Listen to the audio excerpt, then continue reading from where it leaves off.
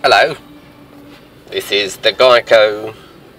He's like, oh, look at me, I'm all got a tail, and he's all, I save people loads of money on my car insurance, why don't you go fuck yourself, because I'm a gecko.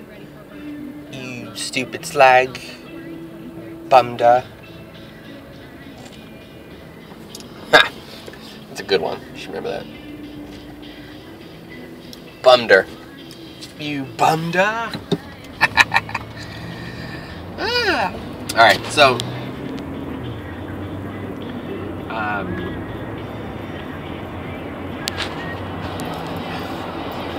right, today I'm going to talk about I'm going to talk about meters and shit.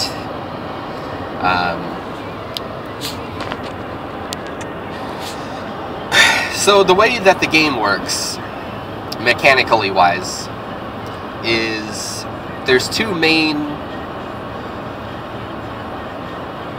bars, basically, you gotta look out for. First, you got your, it's not named, but it's like a burst gauge, and then you have your super meter. Your super meter is useful for two things. Obviously, it does super moves, which are good. They all use, well, okay, so the super meter, it goes up to level 2. Once it hits halfway, that's kind of one stock, and you can use that for EX moves. Some characters have EX moves. Some characters have at least one. I don't even know if Kira has any. So I'll have to look into that. I'll have to remember to give some people some EX moves, I guess. Once it hits level 1, you can use your level 1 super. Obviously, when it hits level 2, you can use your level 2, and it'll drain, like, your whole meter. So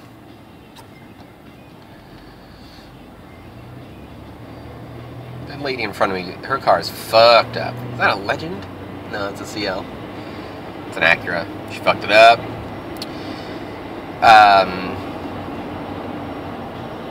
So your super meter is primarily for offense. Your burst gauge is primarily your defense meter. Something that I noticed when I played Rumble Roses. Not Rumble Roses. The game was so dumb. Rumblefish. For some reason. That's what it's called. Is that they have a offense and they have a defense and offense meter. So your burst gauge is sort of your defense. Sort of. It's kind of used for a few things. Your burst gauge can get up to level 3. Getting a level 1 is easy. It's from getting to 0 to level 1 for your burst gauge, no big deal. Once you try to get to level 2, it's a little bit trickier. The level 3 obviously has a better payoff, so from getting from level 2 to level 3, it's going to be a little trickier. And I'm not really sure how the defense meter is going to build. So, I might have it where,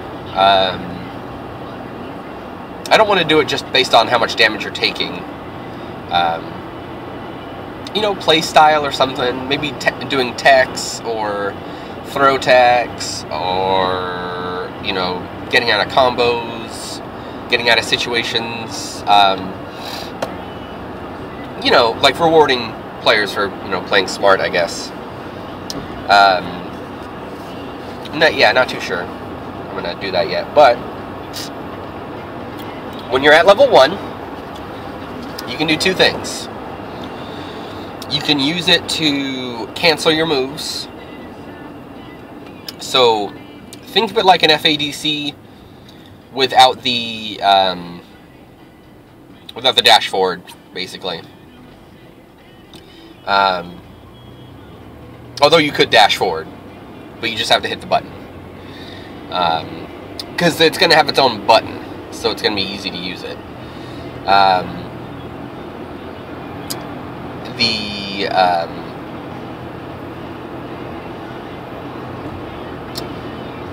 Second thing you can use it for is doing air and ground techs. The game by itself will kind of, once you hit the ground, you can tech, you can get up quicker, you can go left or right. Getting up quicker is usually the safest bet, unless you know the opponent's going to do something. Because once you tech forward or backwards, like, you know, do like tech roll, you're not invincible for the most part. So if you roll backwards and someone jumps in with like a jump kick, you're not in the advantage. You're still going to have to block. So, oh, that guy's truck died. Whoa. It's a lot of shaking. No. Now he's in my lane. He's pulled a U-turn. Why would you U-turn if your truck wasn't working? I don't know. I don't fucking know.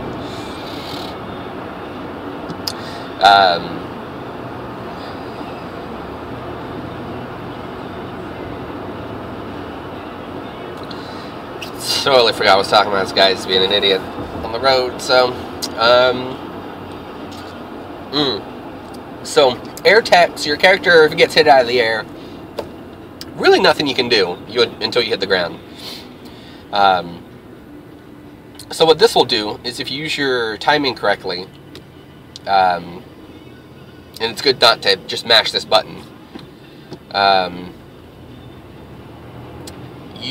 if you're getting air comboed, you can tech out of it, or if you're on the ground, if you're about to get on the ground, you can tech, and not only will you get up quicker from the ground tech, you will, anytime during the roll animation or the get up animation, you're invincible. So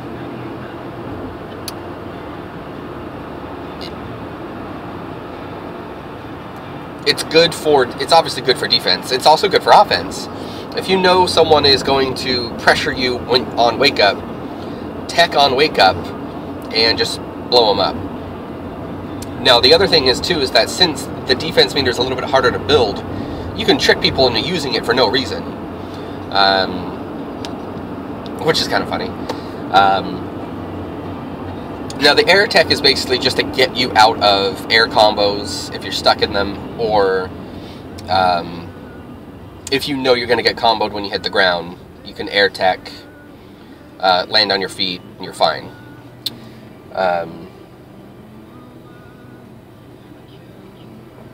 So there's two good options for you. When you hit level 2 on your burst gauge thingy, you're going to be able to do what's called a burst rush, which I thought was a cool idea, until a bunch of other games took it. So that's what I get for waiting, 10 years to make a game. The burst gauge is a dash forward, which will... Your character will have armor. You will take the hits. But you will take the hits. I'm not sure whether to make this like recoverable life or not. Or how it'll work yet. I don't know. But you will eat the hits. So you can use this to break through, burst through. What? How's that tying the name together? People's offense to get in and, destroy them, essentially. It's kind of funny, like, if you really, really wanted to, you could if someone's doing like a super move, like a full screen fireball, like Groot's like machine gun thingies, if you really, really wanted to, you could just burst through all the hits and then try to hit him. Probably not a good idea. It's probably, you know, more advantageous on your life bar to just block it. But you could, you know, and you'll just sit there and the dash will go through damn near anything and just eat all the hits. So it's useful in the fact that I was originally going to use a parry system. It's very similar to Street Fighter 3,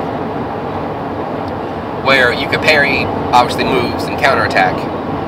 What I noticed, a lot of people's complaints about high-level Street Fighter 3 players is you kind of have to lose strategy and be random. Because if you go in with a specific game plan, specific setup, specific moves, if you can parry through people's offense or setups, you're pretty much invincible. And I didn't want people to have that sort of power over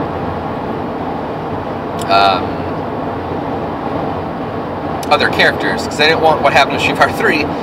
It basically came down to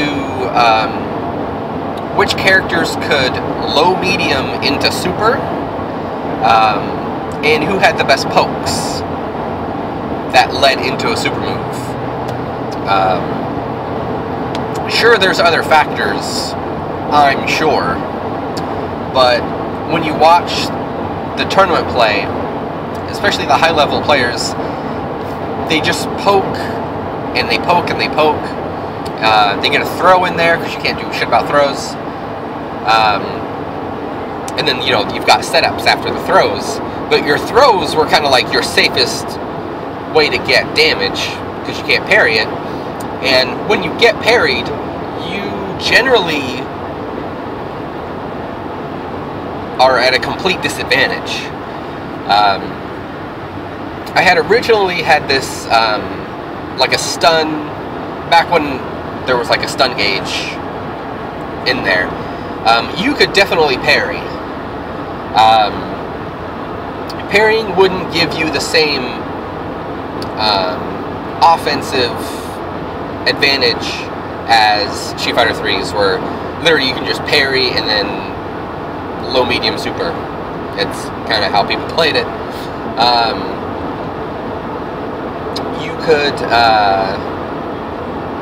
You could parry, but it would raise your stun gauge.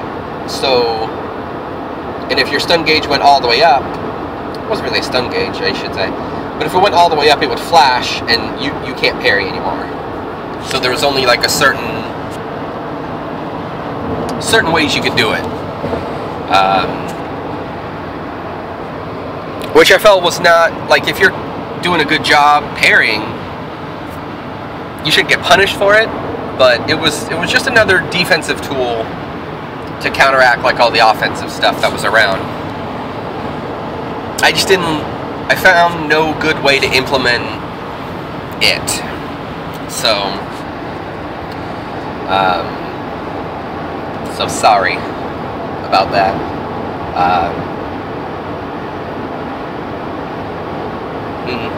Yeah. While I was talking about that, I remembered the other. You can use for your super meter. There's another option. Whenever you're blocking, you can hit forward and then 2 and 4 at the same time.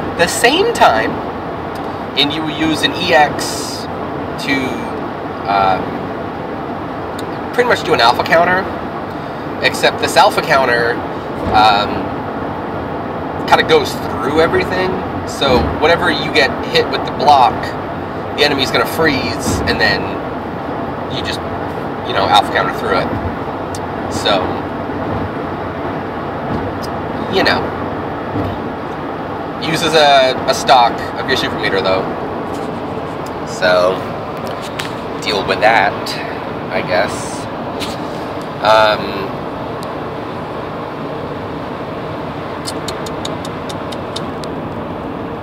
So back to the burst gauge. The level 3 burst gauge is a powerful attack, to say the least. It is a one-hit, unblockable attack that if it hits, the opponent gets stunned. Like completely dizzy, like it's an automatic dizzy. Now these attacks, they take a second or two to charge up. But if it hits them, like, instant dizzy.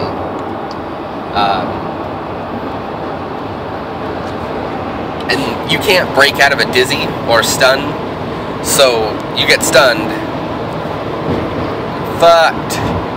Fucked up, bro. The attacks are they're not going to be not useful. They're definitely not going to be something you can rely on without setting them up for it.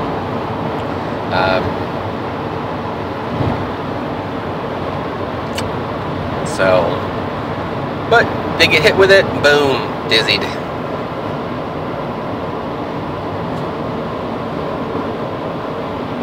I'm not sure if I should give the move armor or not. I don't know. We'll think about it. We'll think about it. See how the play goes, I guess. That's kind of the wrap up on the talk about meter. There's nothing else I can talk about.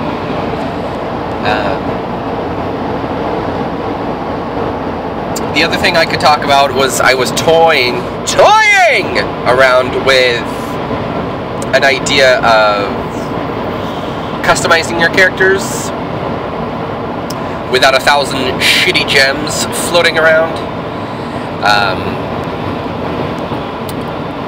So basically, characters are divided into different groups, I should say. Internally, to me, they are. You have your fast characters, you have your, what I call, normal characters, and you have your strong characters.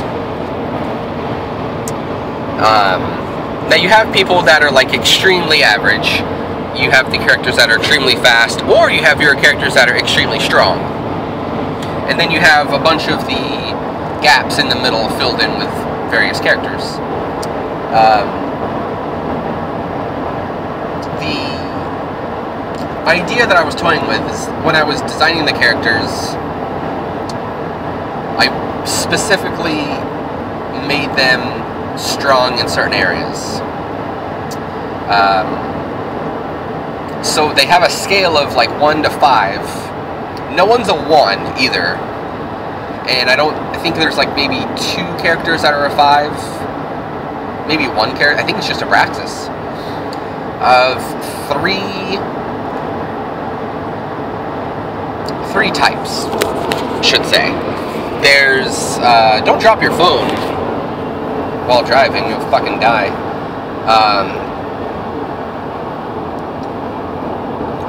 Should I get a phone holder? How about you don't hold the phone and the steering wheel at the same time?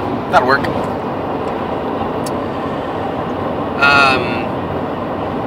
So you have your character's health,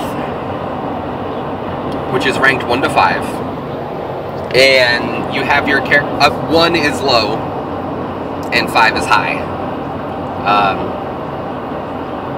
I think low is.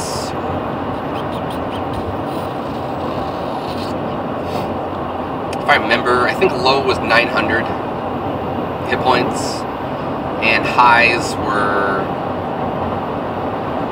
yeah, I think it went 950, 1,000 for the average, and then 1050, and then 1,100 for 5s.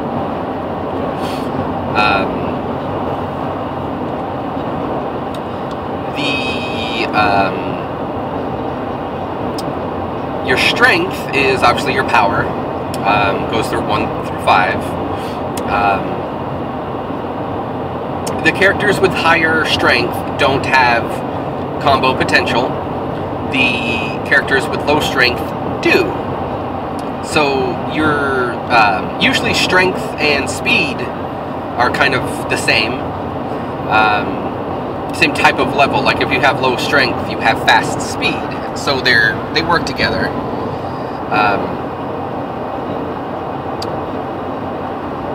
And sometimes you don't.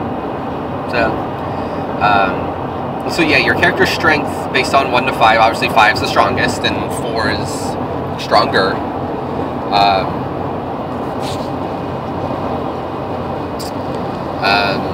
3 is average. 2 is like kind of your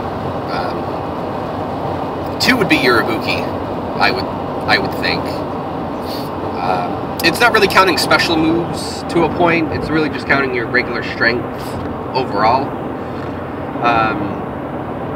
And then obviously you have your speed, which goes through 1 to 5. 1 slowest, 5 is the fastest. I don't want to get over.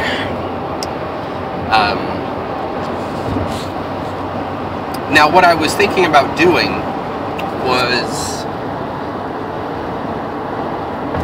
giving the choice before the fight starts. Like after you pick your character and your costume, giving you a choice to either leave your character's stats the way they are or changing them, but at a sacrifice to your other 2 stats. So if you wanted, say if you had like a quick character, and you wanted her, let's pick Kiki Girl. Kiki Girl is a prime example of, or the Mishima Girl is a better example because I've fleshed her out a little bit more. She's got a 2 for health. And yeah, because I don't think I gave anybody a 1 for health. I don't think I did. So she's got a 2 for health, a 4, well actually a 3 for strength, and a 3 for speed. So if you want to give her more health, like say bump her up from a 2 to a 3, because that matters sometimes in fights. You should be able to do that. Give her some more health. But what do you sacrifice? Do you sacrifice your speed, or do you sacrifice strength? Because you are not allowed to give yourself a buff without taking a negative. I don't know what those are called. Buffs and unbuffs, not buffs. So you kind of have to pick. Now, I was toying with the idea of doing 2.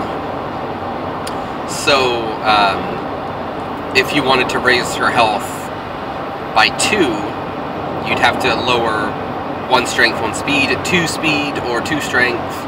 So it offsets a little. Now, if you want to make your guy stronger, but sacrificing your strength or your speed, also doable. I thought that would have been a better way and a simpler way to add a little more creativity and customizability. That's a word. To the fighting genre.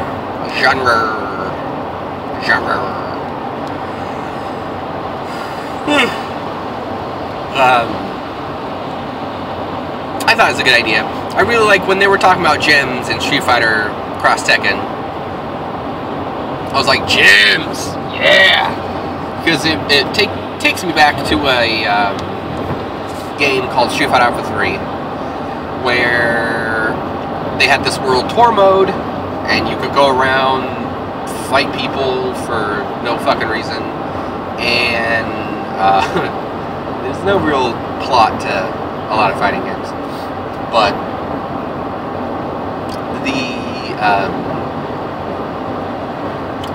The World Tour mode, after certain levels unlocked and with certain requirements were met, you could get different things you could equip on your character. So there was one where you could, like, chain combo. Like, all characters now had the ability to do chain combos. So you could do like a 1-2. You could do chain combos. No links, you could just do chain combos, and it gave your character the ability to do it. You had the ability to link any normal into a special move. You know, you could equip that too. Some of the equips were, you could only equip 3 at a time, and some of them you could equip took up 2 blocks, so you'd have to, you know, you just have to pick and choose which one you wanted. My favorite one was the being able to cancel special moves into special moves, which was awesome. Because with Akuma, you could, which I did, I would jump in with like a jump kick or something. I do like a jump kick, fierce punch, and since any special can link into a special, I could hit them with a fierce, which you want to do because obviously fierce roundhouses do more damage. Jump in with a fierce kick, fierce roundhouse, or fierce punch, hurricane kick, and then when the hurricane kick is on like its last kick, I could cancel it into a dragon uppercut. And it just fucked people up.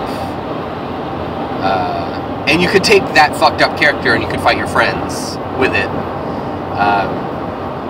Which was fun, but definitely impractical.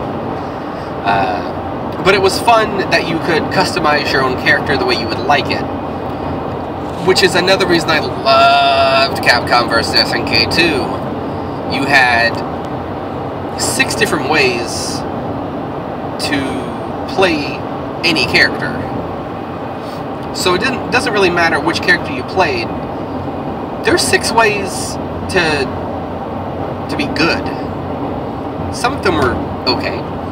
I don't remember the alpha one where you could use custom combos, that ism, or whatever it was called, I can't remember.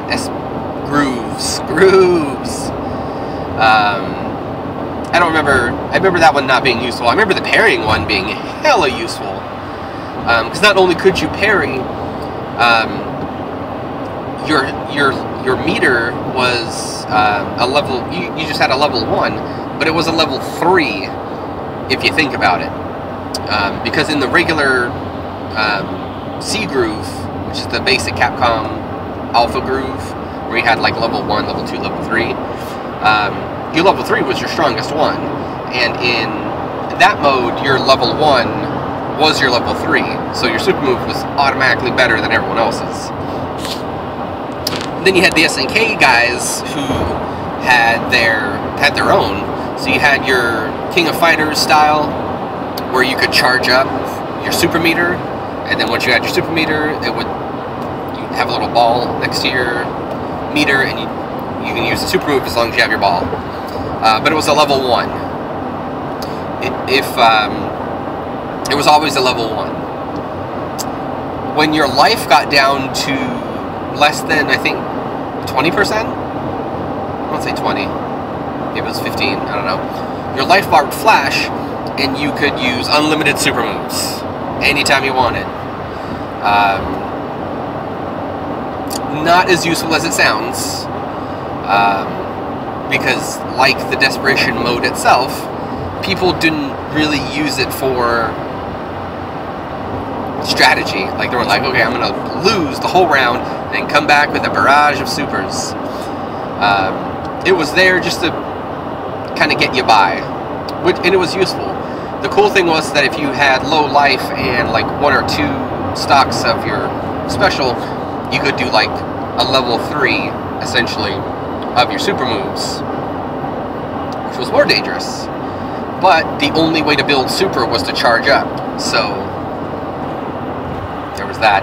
And you could dodge, which was really annoying. So you could be like, I'm punching nothing while they're dodging. It's annoying. Then you had the Mark of the Wolves style, the groove. That one was good because you couldn't air block, but you could air just defend. And just defends were when you block at the same time you get hit, and you don't take any damage from what you just blocked, and your block time, your block stun basically was reduced a little bit.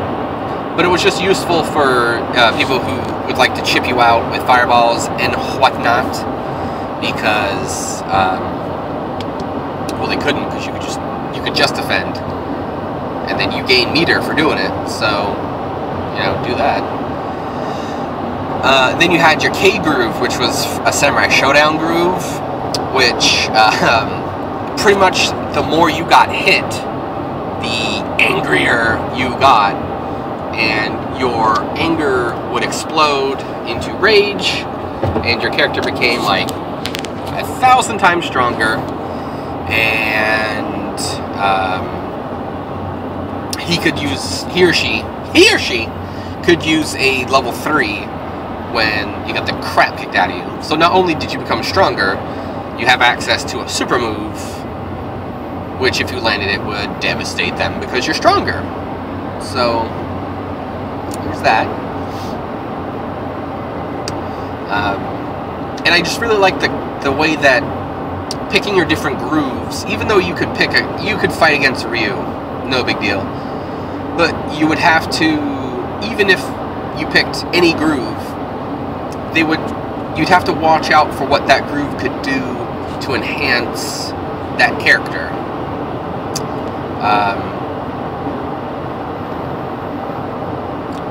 It was just it was a great idea, and it worked. Primarily, the game was balanced, kinda. It was kinda balanced, but it also meant that with most of the time, I mean, there was obviously a huge tier list. There was just some characters that sucked, but primarily, depending on what groove you picked with a certain character, could make that character better. And since you're picking 3 characters anyway, or 2 or 1, because you could do that,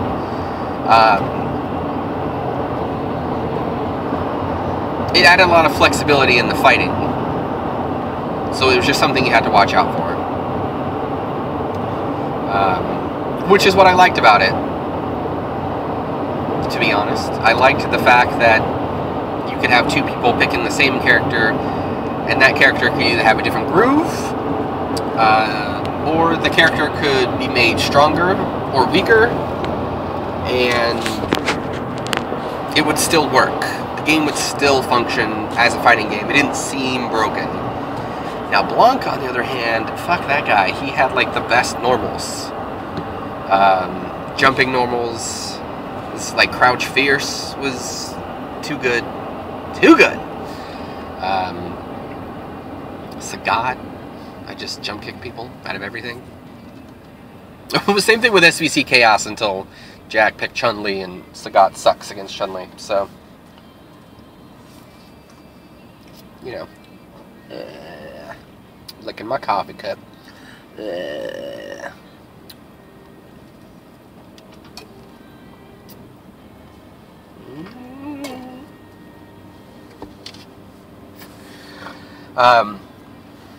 So that was my primary reason for, you know, changing character speed and strength and health.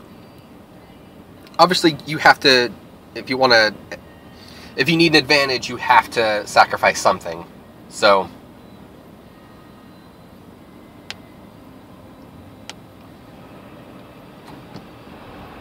what are they listening to?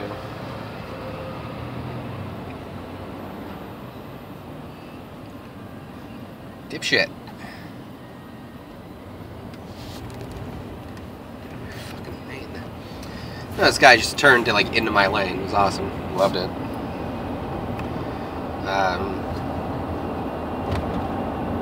That was my reason for doing that. I thought it would help. It would mess up some people, I think. Abraxas, I think, could be abused by it. I think, but the only thing he could do is if you wanted to raise his strength more, you'd either have to take away his health, which he has a lot of, or you make him even slower than he already is, because I think he's got a 2 for speed. While I'm at a red light, let me look.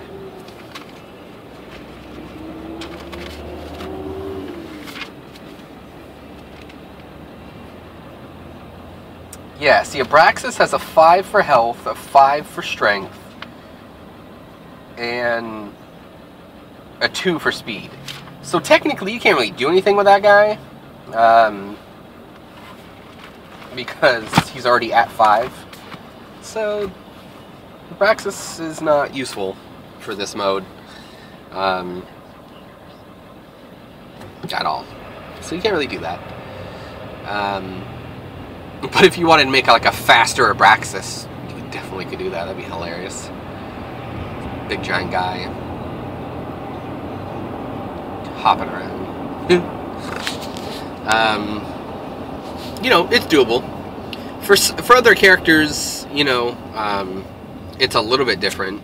So, where'd he go? Who's behind me? He's dead, probably. Hopefully he's dead.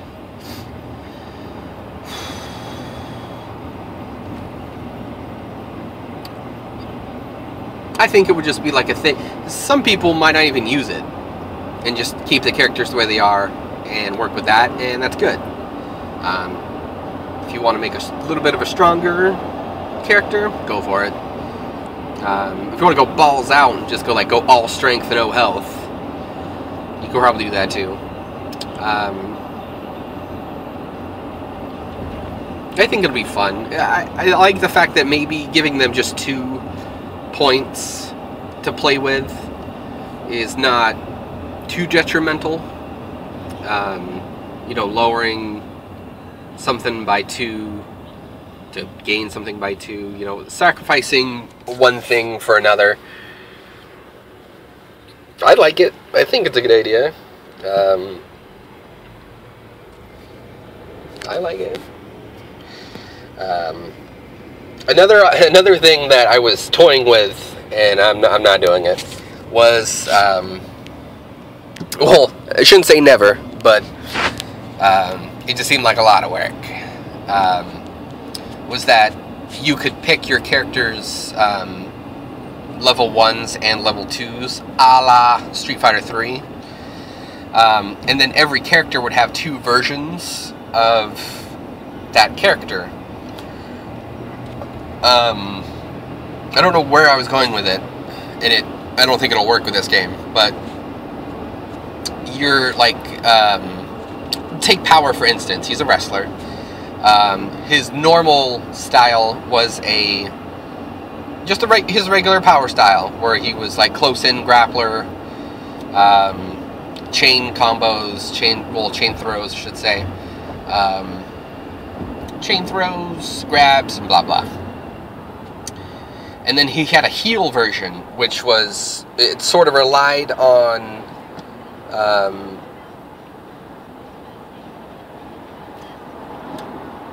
it relied more on his strikes than it did his throws.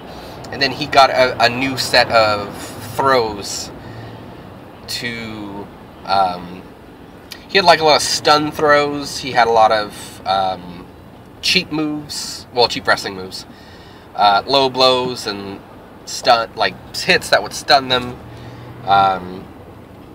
and he focused less on grabs, focused more on striking, but he was essentially the same character, and you still have to pick from your selection of super moves. I was trying to find like a more customizable way to pick a character that some characters you kind of get pigeonholed. You have to fight a certain way to be good with that character. I just didn't want people to get pigeonholed. Don't even know what that term really means. Are pigeonholes something you can't get out of? Why would pigeons be in there? Why would pigeons make a hole if they couldn't get out? Maybe the pigeons can get in and out, but other people can't. Why would there be a person trying to climb into a bird hole? I don't get it. I don't understand. I don't get it. Flula does not understand. He just makes great music in cars. Yeah. Geflüchten.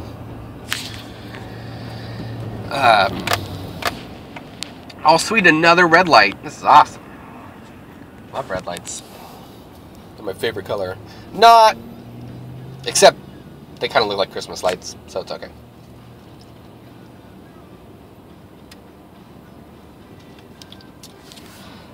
Yum, yum, yum, yum. Yeah, the making people play a certain way can be good. It can be bad too, but I think it gives people more style to play the way that they feel comfortable playing, instead of playing how they would like to play. With Tekken, I really, really liked King.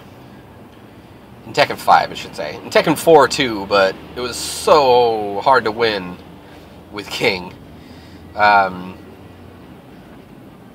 He had like nothing. He had like really terrible offense. He had like 2 good moves. That was it. No good juggles. But you know what? He had long hair.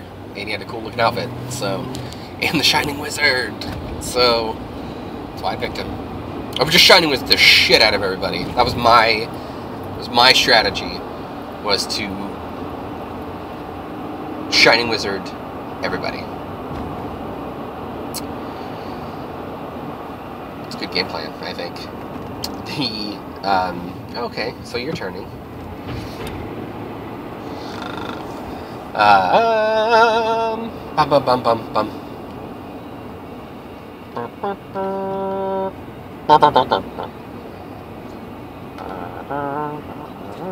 Don't play the Mario song. Then get over, you dipshit! Go!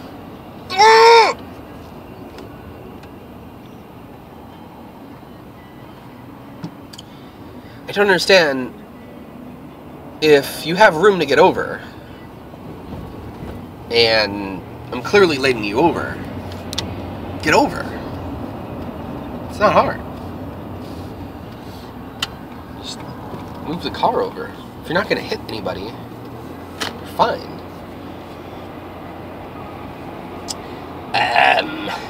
So that was my primary reason for designing the character. The meter, the way you can kind of tweak your characters a bit, because you don't ever have to use your meter defensively. Like, there's people that play Street Fighter that don't really use focus attacks at all, even though they're a good way to get around offense, but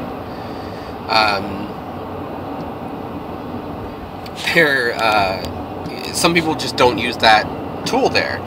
So I gave people a little bit more tools to kind of play around with, I should say. Just for the fact that they can, and the options are there, and they should never feel like they're being completely overwhelmed against another person. Well, you shouldn't, at least. Like, if you're playing, obviously, clearly a better person, and then I could see that could be kind of a problem, but for the most part,